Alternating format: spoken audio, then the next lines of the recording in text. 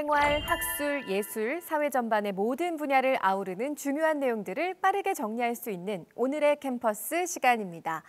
자, 동덕여대 학보부터 펼쳐볼게요. 여성 위한 소비 연대, 문학계 신방향이라는 제목으로요. 노희주 기자가 소개하는 문학계의 새로운 트렌드 알아볼게요. 최근 한국 문학계는 여성 작가가 강세를 이룬다. 올해 초 젊은 작가상 대상을 받은 강화길 작가를 시작으로 최근 김유정 문학상과 시문 문학상의 수상도 여성 작가가 휩쓸었다. 온라인 서점 예스24의 2020년 9월 한국 소설 월별 베스트 탑10을 살펴봐도 80% 이상이 여성 작가의 작품이다. 여성 작가들에게는 여성, 성소수자를 포함한 사회적 약자를 배척하지 않는 차별 감수성이 내재한다. 그들은 작품 안에 약자를 둘러싼 사회 문제를 녹여낼 뿐 아니라 폭력을 묘사할 때도 재현의 윤리를 지키고 있다. 무엇보다 개인의 슬픔을 전체의 고통으로 확장하면서 이것이 절대 개인만의 문제가 아니라는 것을 작품 전반에 내세운다. 문학계에서 여성 작가들이 두각을 나타내고 있다는 사실을 전하면서 여성 작가들의 강점을 분석하고 있는 글인데요. 이렇게 여성 작가들의 작품이 부각되는 현상에는 사회적 그리고 문화적 배경이 있다고 합니다. 그 배경에는 페미니즘 리부트가 있다. 페미니즘 리부트는 2015년을 전후로 한국 사회에 영향을 끼친 페미니즘을 일컫는 개념으로 문학계에서도 이 시기를 중점으로 새로운 흐름이 생겨났다. 그중 가장 큰 파급력을 행사한 사건은 2016년 SNS 내에서 활발히 이뤄진 샵 문단내 성폭력 해시태그 운동이다. 이 운동을 통해 문단내 위력으로 행해진 폭력이 연이어 고발됐고 근본적인 원인으로 남성 중심 등단 시스템이 지적됐다. SNS의 해시태그를 활용한 문단내 미투 운동은 공고했던 위계 구조에 균열을 일으키며 외면받던 여성 서사를 재조명하는 발판으로 작용했다. 문단 내 권력 카르텔 고발의 중심 매개체였던 해시태그가 여성 작가를 지지하는 표현 방식으로 확장되기 시작한 것이다. 독서는 단순 취향의 문제를 넘어 소비를 통해 지지로 향하는 하나의 연대 방식으로 작용하고 있다. 그 안에서 여성 작가와 독자는 서로에게 여성을 둘러싼 사회 문제에 대항하는 든든한 버팀목이 돼준다. 그렇기에 여성 작가의 작품을 통해 수많은 여성 독자들이 삶의 원동력을 얻고 있는 것이 아닐까? 네, 이어서 부대 신문으로 이동해 보겠습니다. 시사 용어 하나 배워볼 텐데요. 김정민 기자가 알려주는 시사 용어 퍼펙트 스톰입니다. 둘 이상의 태풍이 합쳐져 그 영향력이 폭발적으로 커지는 현상을 퍼펙트 스톰이라 합니다.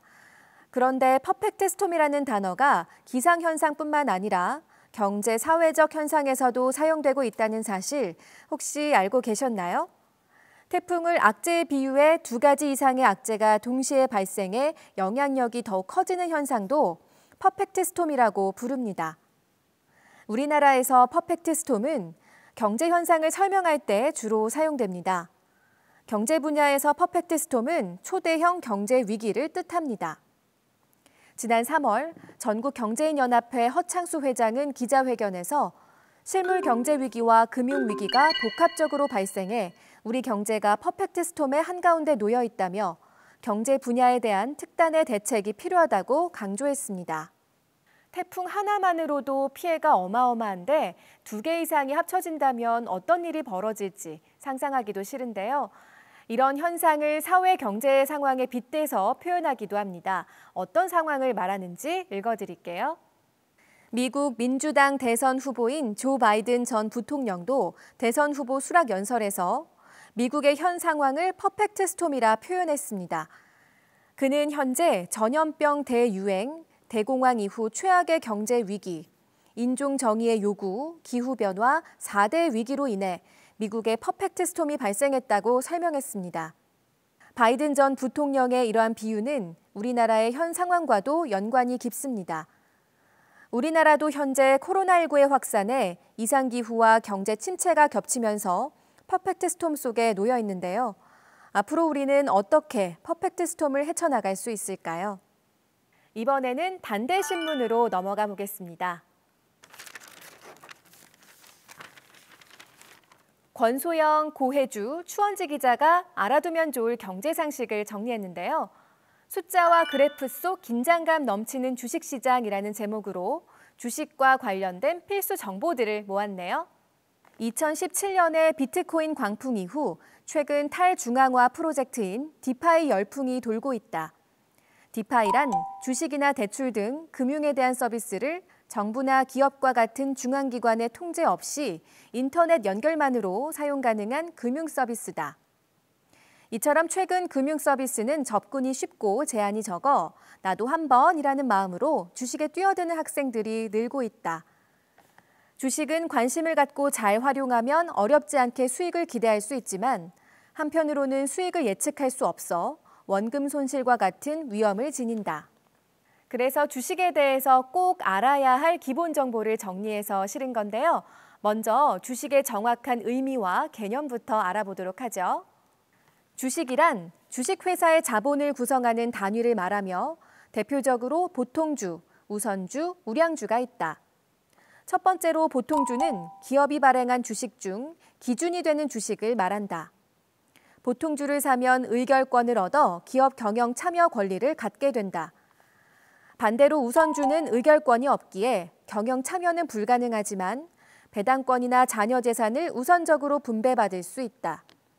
또한 수익성과 성장성이 높아 재무가 안정적인 회사의 주식인 우량주는 블루칩이라고도 불린다. 이는 시가총액, 부채 비율, 영업이익의 배당금 지급 이력 등에서 꾸준한 실적과 이익을 창출해내는 회사의 주식이다.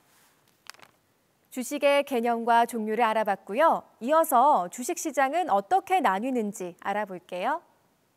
주식시장은 4대 금융시장 중 하나로 주식을 처음 찍어내는 발행시장과 주식을 유통하는 유통시장으로 구분된다. 우리가 매체에서 흔히 접하는 거래소 풍경은 유통시장에 해당하는데 이는 다시 장외시장과 장내시장으로 나뉜다. 한국거래소가 관리하는 장내시장과 달리 장외시장은 기업의 투자 정보나 거래 관련 내용을 확인할 수 있는 장외 주식 거래 사이트인 PSX나 38커뮤니케이션에서 별도로 확인해야 한다. 주식은 규모에 따라 코스피와 코스닥으로 분류된다. 코스피는 대기업 주식이 거래되는 시장이고 코스닥은 중견, 중소기업 주식이다. 주식 투자의 강점이 알려지면서 젊은 층 사이에서 최근 주식에 대한 관심이 많이 늘어나고 있죠. 하지만 주식 투자는 자칫 중독의 위험성이 있어서 각별한 주의가 필요합니다. 주식을 할 때는 과도한 투자로 인해 한순간에 돈을 잃거나 중독에 이르지 않도록 주의해야 한다. 임명호 교수는 주식 투자는 돈이 아닌 숫자의 이동으로 실제 거래량을 실감할 수 없다며 인터넷 이용으로 접근성이 좋고 적은 자본으로도 시작할 수 있기에 중독 위험성이 더 높다고 주식 중독 요인에 대해 언급했다. 최근 20대의 주식 투자량이 증가한 것에 대해서는 치열한 경쟁과 경제적 자립에 대한 불안감이 주식 투자로 이끈 것이라고 덧붙였다.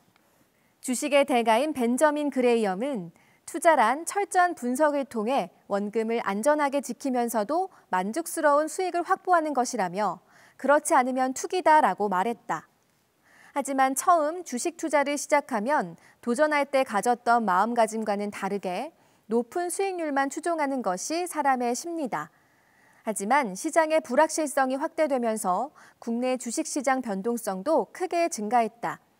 이에 신규 투자자들은 투자에 더욱 신중해져야 한다. 투자가 투기가 되지 않도록 주식 투자 시 여유 자금으로 목표 수익률을 정해두는 것도 건강한 투자 생활을 즐기는 방법일 것이다. 네, 이렇게 주식에 대한 공부를 좀 해봤고요. 이번에는 광고에 대해서도 알아볼게요.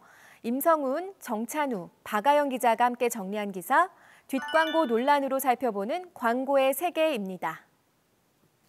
자본주의가 등장한 이래로 광고는 자본주의의 꽃으로 불렸다. 광고는 많은 돈을 불러들였고 그렇게 불러들인 돈은 또다시 많은 광고를 양산해냈기 때문이다. 국내 광고의 시작은 1886년 한성주보에 실린 독일의 무역회사 광고였다. 하지만 이후 일제강점기가 시작됐고 일본 주식회사들의 광고가 지면을 장악했다. 때문에 이 시절의 광고는 물건의 판매보다는 사상 주입에 그 목적이 있었다. 이후 6.25 전쟁이 끝나고 나서야 TV, 라디오를 통해 물건 판매에 중점을 둔 광고가 시작됐다. 산업화가 진행되며 국민의 소득 수준이 올라감에 따라 많은 가정집이 전자기기를 구비하기 시작했고, 이는 광고 산업 성장에 큰 변화를 가져왔던 것이다.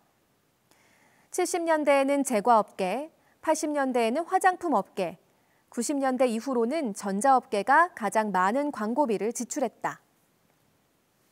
현재 광고는 대중매체뿐만 아니라 길거리에서도 흔히 볼 수 있는 삶의 요소가 됐다.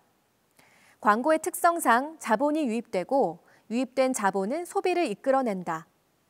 이는 시장경제체제를 더욱 공고하게 만드는 필수적 순환이다.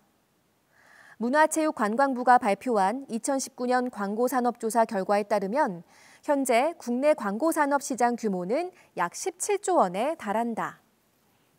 이렇게 우리나라 광고의 역사를 쭉 훑어봤는데요.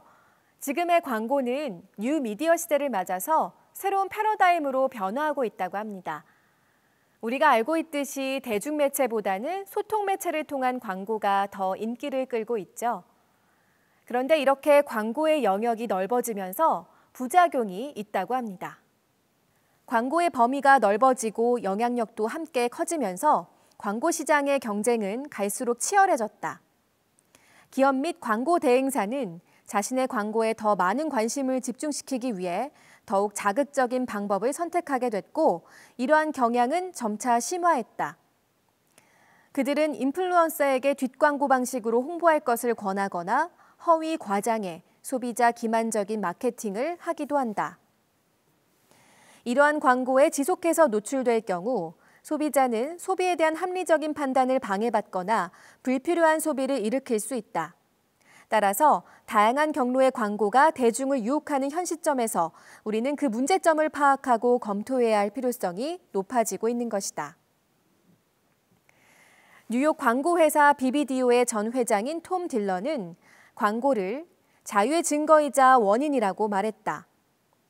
광고를 할 수 있어야 자유가 보장되며 자유가 보장되는 곳에 광고가 존재한다는 뜻이다. 하지만 자사의 이익만을 위해 허위 과대 광고를 하는 광고 제작자나 그것을 아무 사고 없이 받아들이는 소비자가 있는 한 자유가 보장된 광고는 존재하지 않을 것이다. 현재 내가 보고 있는 광고물이 혹시 속빈 강정은 아닐지 자세히 살펴보는 비판 의식을 가져야 할 때다. 네, 마지막으로 최호순 교수님이 쓰신 글 만나볼 텐데요. 제목은 프랑스 세계 문화유산입니다. 흥미로운 이야기들이 많이 담겨 있을 것 같은데 함께 읽어보도록 할게요. 1991년 프랑스 수도 파리의 생강과 함께 유네스코 세계문화유산에 등재된 루브르 박물관은 출입구가 유리 재질로 만들어진 피라미드 형태가 특징이다. 무작정 박물관을 방문하는 여행객들에게는 큰 의미 없게 다가올 수 있지만 다음과 같은 사실을 알고 방문하면 유리로 된 피라미드 입구를 다르게 바라볼 수 있을 것이다. 1981년 프랑스와 미테랑이 프랑스 대통령에 취임했다. 프랑스와 미테랑 대통령은 취임 후 바로 루브르 박물관을 개조하는 것을 대통령 핵심 사업으로 추진하게 되는데 프랑스 국가가 보유하고 있는 수많은 보물을 제대로 갖춰진 박물관에 전시하고 모든 사람이 자유롭게 예술작품을 감상할 수 있어야 한다는 게 대통령의 생각이었다. 파리에 들어설 박물관 건축 프로젝트는 건축가들이 꼭 작업하고 싶은 사업이었다. 마침내 루브르 박물관 설계에 참여할 건축가가 심사를 통해 정해졌는데 바로 중국계 미국 건축가인 아이엠페이였다. 프랑스의 루브르 박물관에 왜 피라미드 형태의 건축물이 있을까 평소 궁금했던 분들 많으셨죠? 그 이유와 배경에 대해서 알아볼 수 있는 기회라서 더 반가움이 느껴지는데요. 탄생 배경을 이어서 들어볼게요. 건축가 아이엠페이가 제안한 루브르 박물관 개조 설계안은 기존의 루브르 건축물을 최대한 보존하고 상징적으로 박물관 입구를 유리 재질의 피라미드 모양으로 만드는 것이었다. 아이엠페이가 피라미드 모양으로 입구를 설계한 이유는 피라미드 형태로 위로 올라갈수록 르브르 박물관 시야를 확보할 수 있고 유리 재질로 만들어진 입구는 그 자체가 투명해 주변의 문화재와 함께 있어도 거부감이 없기 때문이다. 그러나 이러한 설계 의도에도 불구하고 루브르 박물관을 상징할 중요한 입구의 모양이 피라미드의 형태라는 사실은 프랑스의 모든 사람들에게 거부감을 불러왔다. 파리 한복판에 이집트 문화의 상징이 들어서는 것을 많은 프랑스인들이 반대했다고 하는데요. 그런데도 끝까지 프로젝트를 추진한 데에는 아주 특별한 사연이 있다고 합니다. 강한 사회적 반대에도 불구하고 피라미드 프로젝트를 추진할 수 있었던 이유는 어떤 한 인물의 영향 때문이었는데 그 사람은 바로 대통령이 사랑했던 숨겨둔 애인인 암피노라는 인물이다. 당시 영부인이 있었음에도 불구하고 숨겨놓은 애인이 있었다. 암피노의 직업이 대통령이 강력하게 루브르 박물관 개조 사업을 추진하면서 큰 영향을 미쳤다. 그녀의 직업은 바로 루브르 박물관장이었다. 프랑스와 미테랑은 대통령에 당선되기 전부터 애인의 간절한 소망을 잘 알고 있었다. 수많은 보물이 전시공간 부족으로 지하공간에 쌓여있는 안타까움과 부유한 계층들만이 문화를 즐기는 것이 아니라 모든 시민이 자유롭게 문화생활을 즐길 수 있도록 하는 것이 가장 큰 소원이라는 것을 말이다. 사랑의 힘은 수많은 루브르 박물관 개조 사업 반대 의견을 뛰어넘어 성공적으로 프로젝트를 완성하게 했다. 대통령과 숨겨둔 애인과의 관계를 불륜이라고 부정적으로 평가할 수 있겠지만 아무튼 두 사람의 사랑은 오늘날의 루브르 박물관을 탄생시켰고 파리는 루브르 박물관과 함께 센강을 중심으로 그 주변 일대가 유네스코 세계문화유산에 등재됐다. 흥미로운 루브르 박물관의 이야기까지 대학신문들 함께 읽어봤고요. 다음 코너로 이동하겠습니다.